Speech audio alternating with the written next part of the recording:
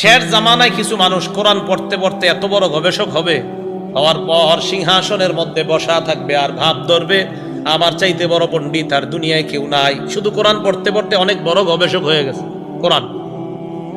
এবার ওই ব্যক্তির সামনে আমি আপনি আমরা কেউ গেলাম, যাওয়ার পর হাদিস পেশ করলাম, ইউহাদ্দাসু বিহাদিসিম মিন্নি, আমার হাদিস তার সামনে যখন পেশ করা হয়, ওই ব্যক্তি বলবে বাইনানা ওয়া বাইনাকুম কিতাবুল্লাহ, আমাদের মাঝে তোমাদের মাঝে আল্লাহর কোরআন থাকতে হাদিসের কি প্রয়োজন? আওয়াজ দিয়ে বলেন নাউজুবিল্লাহ।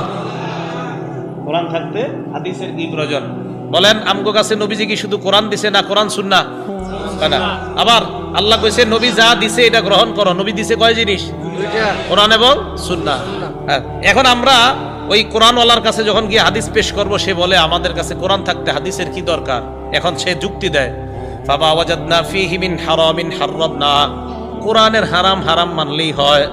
ওমা ওয়াজাদনা ফীহি মিন হালালিন ইস্তাহলালনা, কোরআনের হালাল হালাল মানলেই হয়, বা কোরআনের হালাল কোরআনের হারাম মানলেই তো। হাদিসের কি দরকার?